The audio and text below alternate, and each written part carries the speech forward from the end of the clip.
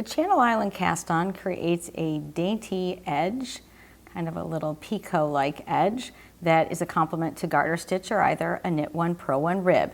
It's somewhat similar to the long tail method, and if you're familiar with that, you should have no trouble with this cast on. So like the long tail cast on, the Channel Island cast on has the working yarn and it also has a tail.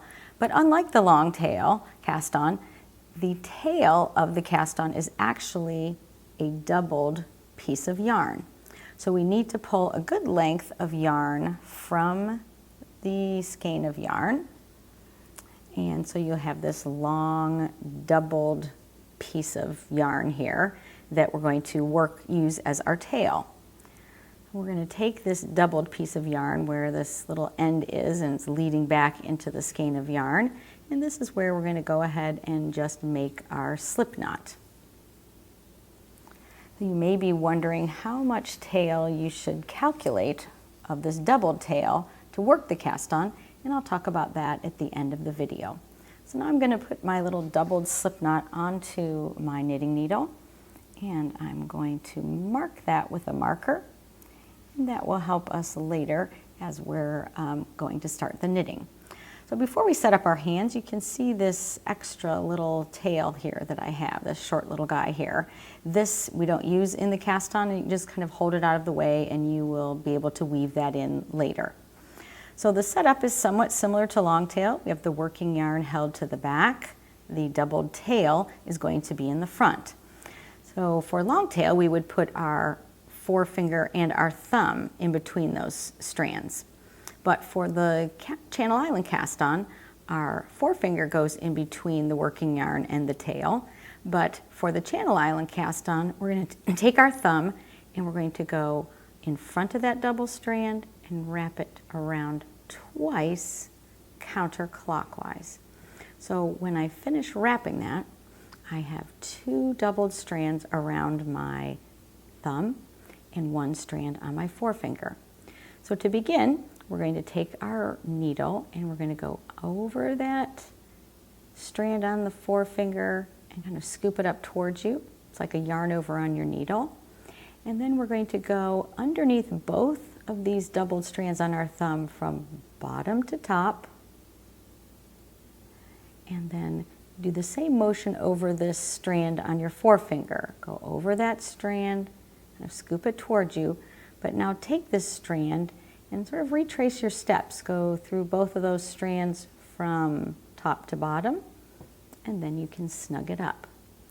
Now as you can see, we have cast on 2 stitches onto our needles. This one looks a bit like a yarn over, and this one looks more like a knot. And that's how the Channel Island cast on works. Every time we cast on, we're doing 2 stitches at a time, or always a pair. You have to reset your hands every time. This double strand, as you can see, keeps wanting to work its way to the back, but it needs to stay here in the front. So we're going to put our forefinger in between the 2, thumb in front, wrapping it around twice counterclockwise. Go over that yarn on your forefinger, scoop it up towards you. Go underneath both strands on your thumb. Go to the yarn on your forefinger again, go over that yarn, scoop it up towards you, but this time take it back down through both strands on the thumb and release and snug that up. So I've cast on another pair. And continuing to work, forefinger in between the strands, thumb in front, wrap it around twice counterclockwise. Scoop up that working yarn or over the forefinger, scoop it up towards you. Go under both strands on the thumb from bottom to top. Scoop up that yarn on the forefinger. We go over it, scoop it towards you, and bring that yarn back down through both strands on your thumb and snug it up. And I'll repeat, so reset your hands. Scoop that up like a yarn over. Underneath both strands, scoop up that yarn and come back down through the thumb again. Casting on 2 every time.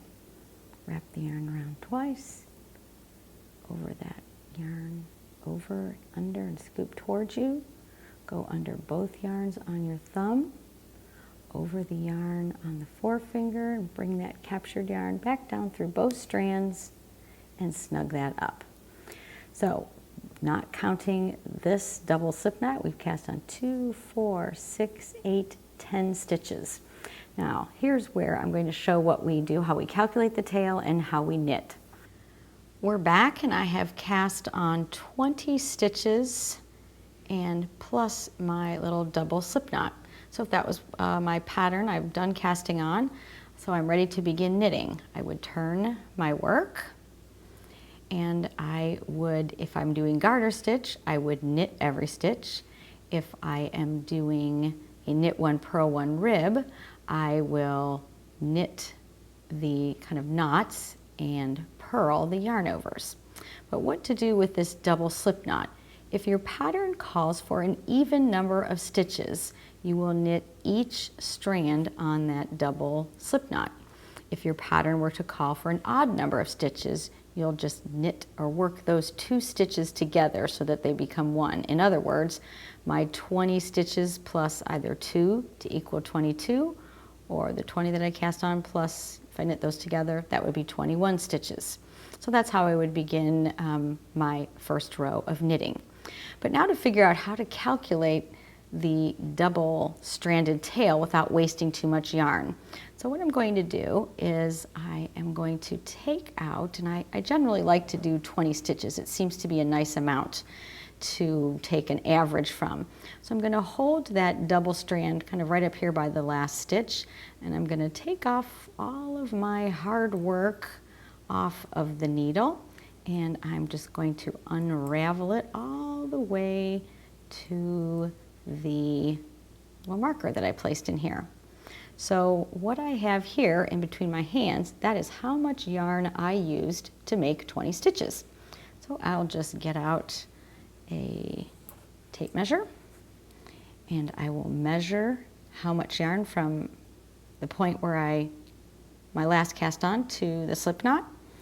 And as you can see here, for me, it measures about 9 inches. So with that needle size and this yarn, I got 20 stitches out of 9 inches of doubled yarn. So if I was going to cast on, say, 100 stitches, I would take 9 times 5, because 100 is 5 20s. So I would use 45 inches of doubled tail to make that. So that's how you can not waste as much yarn. If you have multiple balls of yarn, you could use 3 balls of yarn, 1 for each strand, and work it together that way, but I find this to be much simpler. Well, that's the Channel Island cast on. Happy knitting!